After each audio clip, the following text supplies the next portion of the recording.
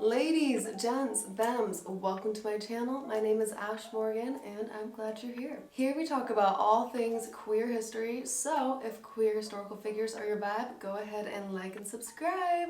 Okay, now that we've got the cheesy intro over with, first of all I just want to say I'm trying out a new background. This is originally where I was supposed to be filming. This was my original plan from the get-go, but then before I had my microphone it was way too echoey. So hopefully with this microphone it sounds a lot better. But welcome to my new space. I also had a really cute blazer on and I really felt like I looked like I knew my shit with history, but it is way too hot and I had to turn the AC off for this video, so I'm already dying just in this. So here I am, not as history professional looking as I intended, but I am here to tell you a tale.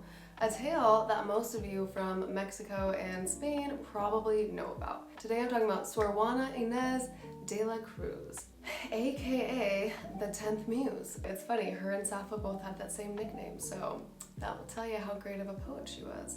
Basically, she was one of the world's first feminist writers and a badass nun who didn't actually really give a shit about Jesus. Now before we start, I just want to do a little disclaimer. Juana was born in the 1600s, okay? It was a very different time, and let me just say that there is some racism, slavery, classism, and Spanish Inquisition shit going on at this time, okay? So she's not a saint. Nobody in this story is a saint, and that's unfortunately what happens with people from history, so we're gonna take her story with a grain of salt, but I'm here to tell as much of it as I can.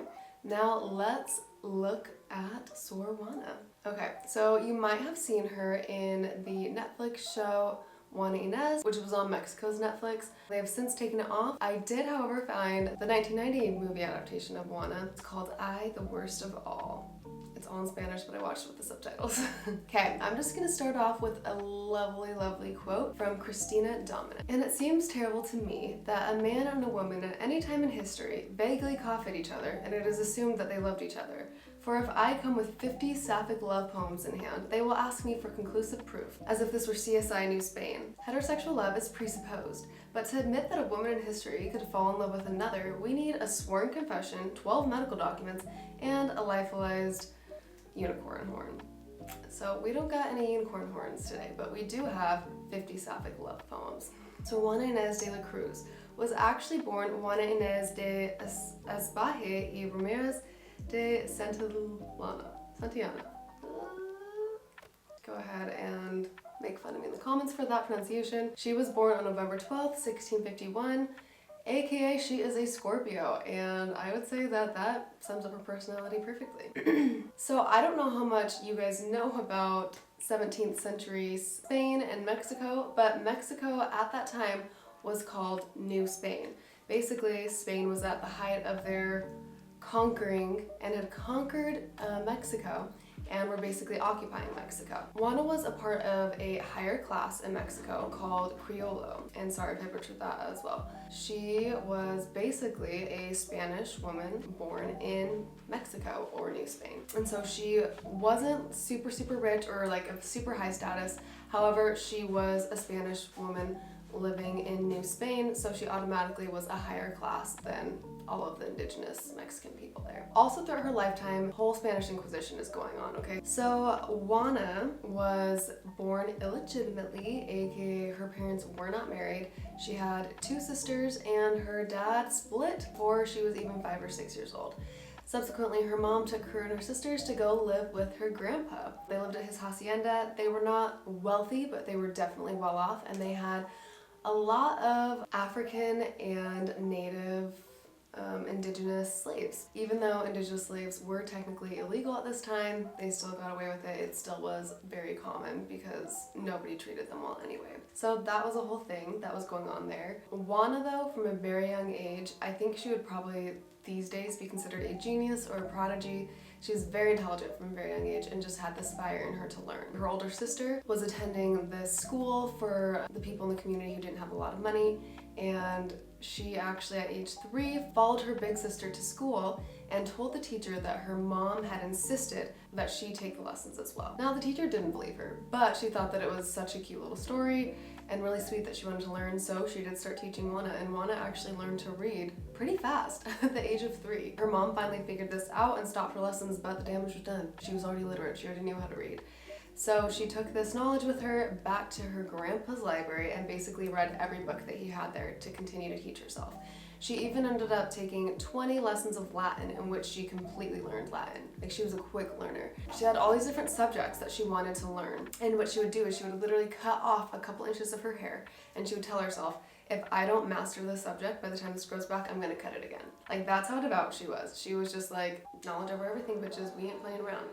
And this is extremely uncommon back then, okay? At this time, women being knowledgeable or reading was basically thought of as sinful and evil. It was basically expected that men were the only ones that got to partake in thinking and critical reason. So by the time Juana was 8, her mom found a new boyfriend. They moved in together, and she basically carted Juana and her sisters off to live somewhere else. Juana got sent to live with her aunt and uncle in Mexico City. By the time Juana was 13, she was literally teaching lessons on Latin and had taught herself the native language of Nahuatl. When she found out there was a university in Mexico City, but only men were allowed to attend, she literally begged her mom over and over and over and over again to let her just dress as a man and attend anyway. Obviously, her mom said no. Her aunt and uncle ended up introducing her in court at the age of 16, and she found favor with the viceroy and vicereine at the time. A little lesson for you about New Spain. Basically, how the colonies worked is Spain was the motherland.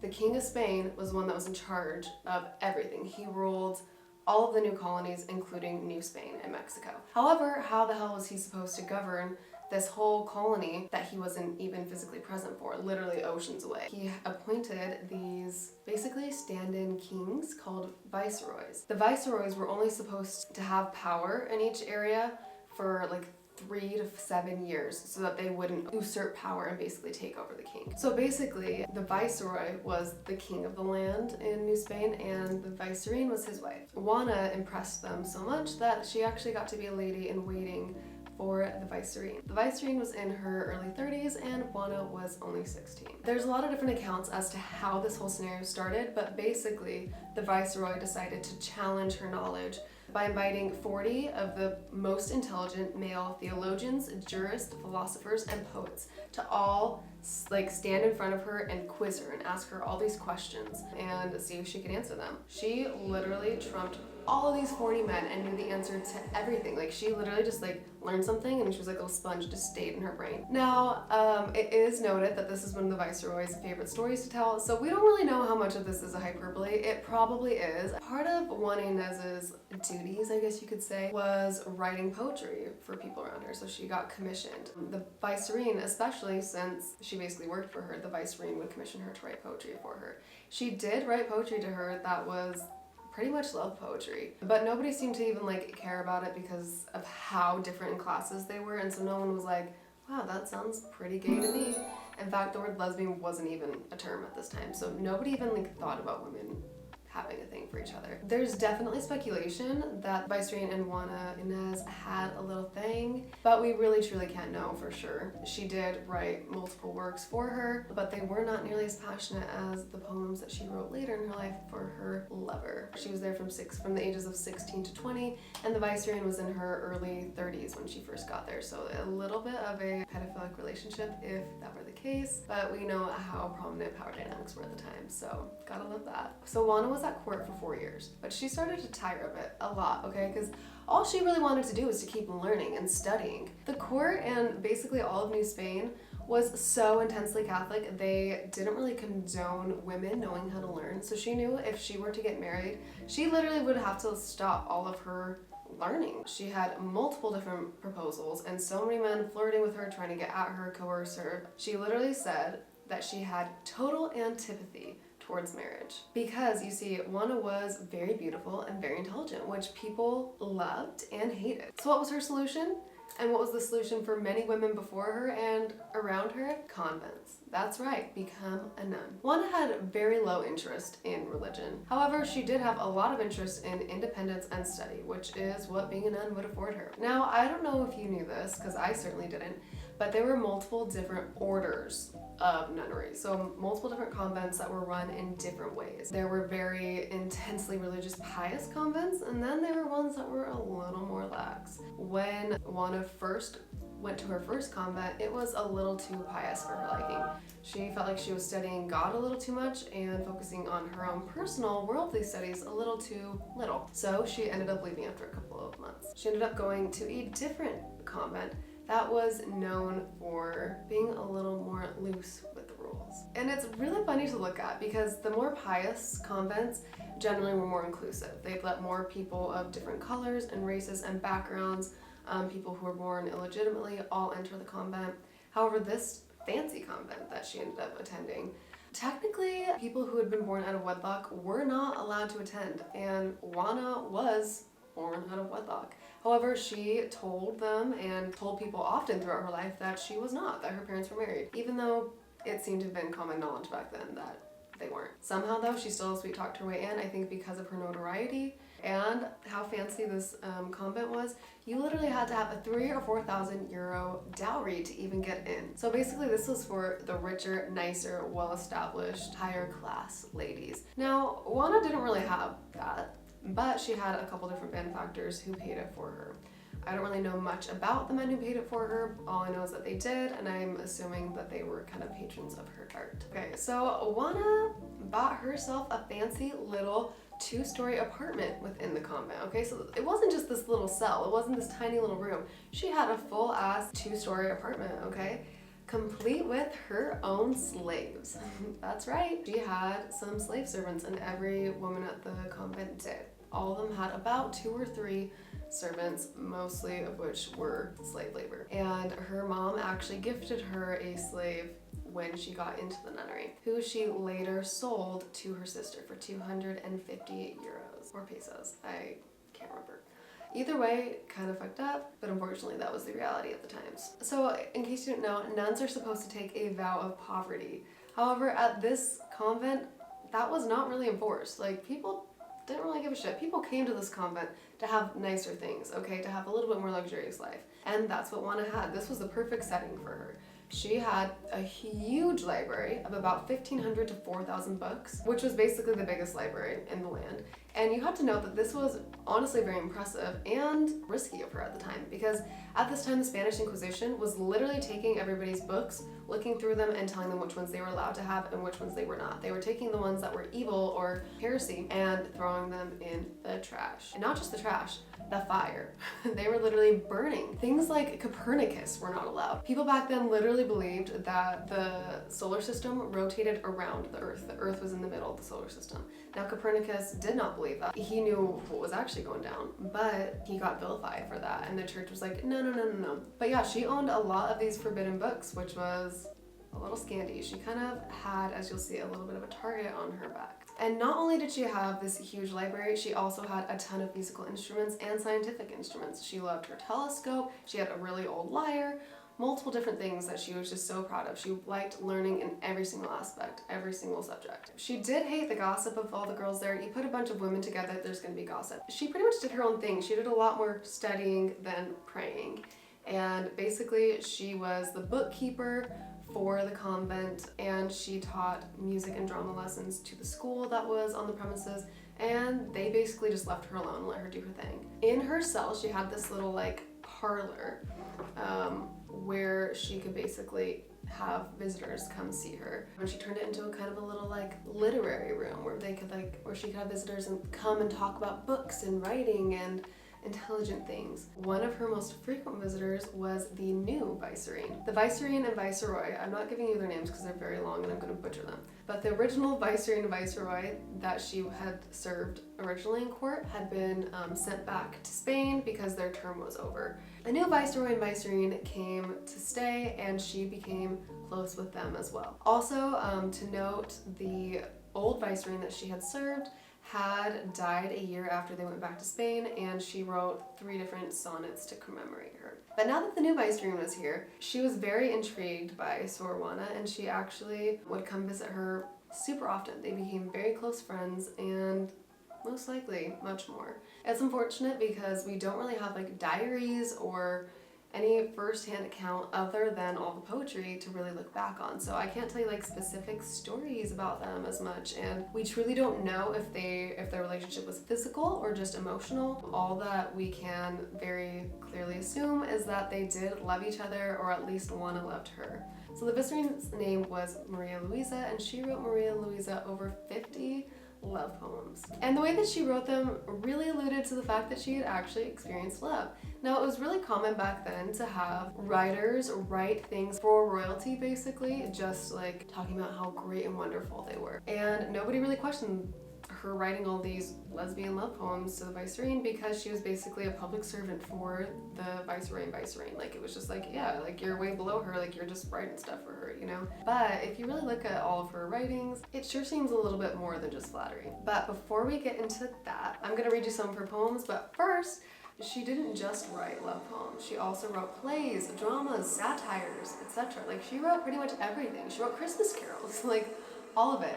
She wasn't just known for her love poems to the viceroy. She was known for being an extremely radical feminist at the time. The Spanish Inquisition was literally going on and she was still publishing this shit. My favorite of her poems is called You Foolish Men, which I am going to read to you. It's a little long, but I think it is so worth it. Keep in mind, this was written in the 1600s.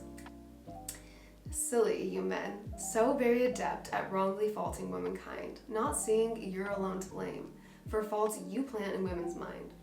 After you've won, by urgent plea, the right to tarnish her good name, you still expect her to behave, you that coaxed her into shame.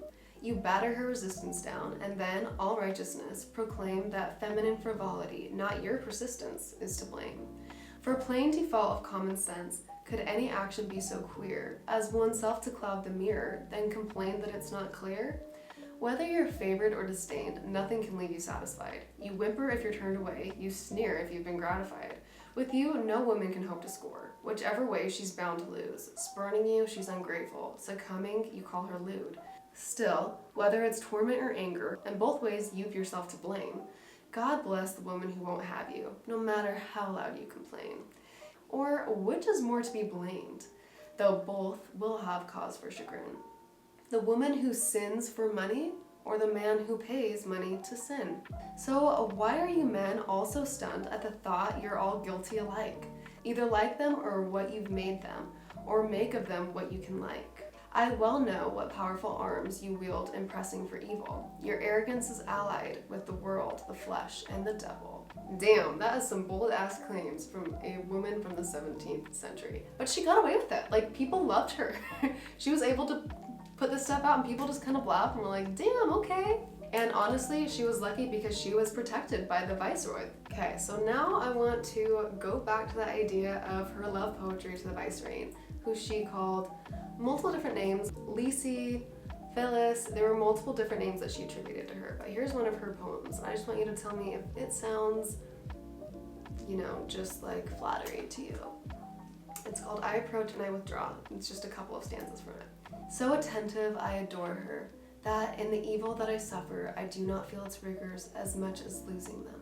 Meanwhile, my tender care bears witness I only live to gaze at you spellbound and sigh, to prove that for you I die. Now, I don't think that most people care that much for their employer. I was reading about her poetry to the viceroy, and basically some of it speaks to the viceroy's virtues, but then other of her poems actually talk about their arguments, jealousy, and disagreements, which surely sounds like a real relationship, not just flattery. Here's some poems that hint at that. So her poem, Phyllis. That you're a woman far away is no hindrance to my love. For the soul, as you well know, distance and sex don't count. Can you wonder my love sought you out? Why need I stress that I'm true, when every one of your features betokens my enslavement? So obviously, Maria Luisa was questioning her love, and she's like, bitch, I am obsessed with you. I am your slave. Like, God, I don't care if you're a woman. I don't care how far away you are from me. I love you. I'm reading a lot of her poetry because we don't really have a journal of hers. We don't have a lot of events from her life. So basically the only written word of hers, the only voice of hers we can actually hear is from her poetry. And honestly, I feel like she paints such evocative pictures that it almost feels like you're talking to her, which is so amazing. Her and the viceroy obviously had arguments and such too, and that displays in her poetry. She talks a lot about, like I said, kind of jealousy and sometimes kind of like calling her out for not being outspoken enough about their love or not talking about their love enough, like in this poem called My Lady. I love you with so much passion, neither rudeness nor neglect can explain why I tied my tongue. yet left my heart unchecked. The matter to me was simple. Love for you was so strong, I could see you in my soul and talk to you all day long. How unwisely my ardent love, which your glorious sun inflamed, sought to feed upon your brightness, though the risk of your fire was plain. Forgive me if thus emboldened, I make bold with that sacred fire. There's no sanctuary secure when thought's transgressions conspire. Let my love be ever doomed if guilty in its intent, for loving you is a crime of which I will never repent. Oh, I love some religious imagery, and I love the blasphemous religious imagery in this 1600s love poem, like lesbian love poem. It's so great. And it's so great because she's obviously saying okay, you got mad at me for either not talking to you enough or not talking about my love for you enough, but I was just thinking about you and how much I love you, and I just got so caught up in that I forgot to talk to you, basically. But then also there's this other love poem of hers called My Divine Lysis or Lysis. It almost, to me, sounds almost like she's, the viceroy was getting kind of annoyed at her for being too open about their love. It's a very confusing situation. Here's a couple of excerpts from My Divine Lysis. My divine Lysis, do forgive my daring, if so I address you, unworthy though I am to be known as yours. Thus, when I call you mine, it's not that I expect you'll be considered such, only that I hope I may be yours. In sum, I must admit to the crime of adoring you. Should you wish to punish me, the very punishment will be reward. I can't put words in her mouth or meaning to her poems, but that last line, that punishment will be a reward, sounds a little spicy to me. In 1686, the viceroy and subsequently his wife, Maria Luisa, were recalled back to Spain, which was obviously very devastating for Juana Ines. She actually sent Maria Luisa off with a portrait of herself. According to sources, Maria Luisa treasured until the day she died, and Maria Luisa also helped spread Juana's works all over Spain as kind of a courtesy and a showing of her love for her. Juana's works started to get famous in Spain as well. However, unfortunately, as soon as the viceroy left, so did his protection, which meant that Juana and her little lesbian, feminist, secular nun self was no longer protected from the church. And like I told you, the whole Spanish Inquisition was going on. So, okay, this is a little confusing to explain, and it took me reading multiple sources and rereading them to understand exactly what was going on. But basically, there was this bishop and this archbishop. The archbishop did not like Juana to begin with. The bishop came and saw Juana, and he was talking to her about this sermon that was published 40 years ago. They basically were having this conversation about how they disagreed with it, and the man was like, hey, you should write down everything that you said today so that I can look back on it. And she was like, you're not gonna publish it or anything, right? And he's like, no, I'm just gonna show a couple of my friends. And she's like, okay, fine. She writes out this whole long critique of this sermon that was published 40 years ago. Well, what does the bishop do? He goes and publishes that critique along with a little letter saying that he did not condone Juana for saying these things. He basically said she's very intelligent, but I just think that she's totally wrong about saying all these things and it's not great. And he signed it as if he were a nun, but obviously Juana knew that it was him. And he basically hated the archbishop. And the archbishop was friends with the author of the sermon, and the archbishop had been the one to help the sermon even get published in the first place. So this bishop was basically using Juana as a pawn to talk shit about this sermon to subsequently, by proxy, jab at the archbishop. Does that make sense? So basically, yeah, she got stuck in the middle of a bunch of grown-up quarreling men. And a few months later, she ends up actually formally responding to this whole controversy in a thing called the respuesta, or the answer. And she basically defends her actions and defends women's intelligence. And she uses the church's logic as well as biblical references to strong women from the Bible, such as Deborah, the Queen of Sheba, and Esther. She basically was challenging the church's stance on women's education. So she was very ahead of her times. This is the 1600s, okay? And she's challenging the church on their perspective of female education. This didn't go over very well. She basically was silenced through threats of being killed through the Inquisition. There's different accounts from multiple different people. Some people say that she sold all of her library, donated all of the money to the poor. But other people say, which I tend to believe, that the church took her whole library away from her, and they either burned it or just completely stole it from her. So they silenced her and made her shut the fuck up.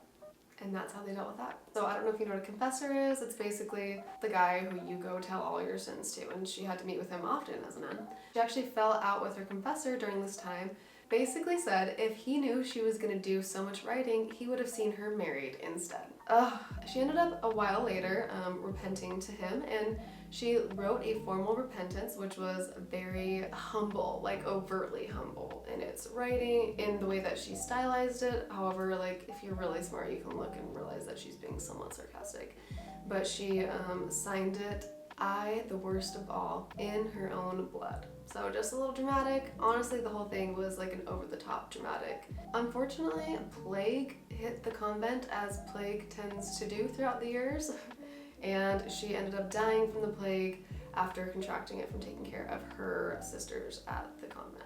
So she ended up dying at, I believe, the age of 46, which was very unfortunate. Her love was taken away from her, her writings and her studying was taken away from her, and honestly, she probably didn't really have much to live for anyway.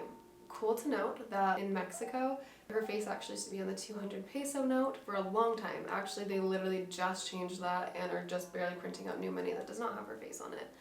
So I'm just gonna finish this video off with a nice little quote from her. She says, "Who has forbidden women to engage in private and individual studies? Have they not a rational soul as men do? I have this inclination to study, and if it is evil, I am not the one who formed me thus. I was born with it, and with it I shall die." Yes, yes, bitch. Okay, well, thank you for coming and joining me this week. I hope you enjoyed. Go ahead and like and subscribe. Leave me a little comment below with who you want to see next. And while you're at it, go watch one of my old videos. You got lots of goods. So go watch some of my other videos, go ahead and subscribe, and I will see you later. Bye!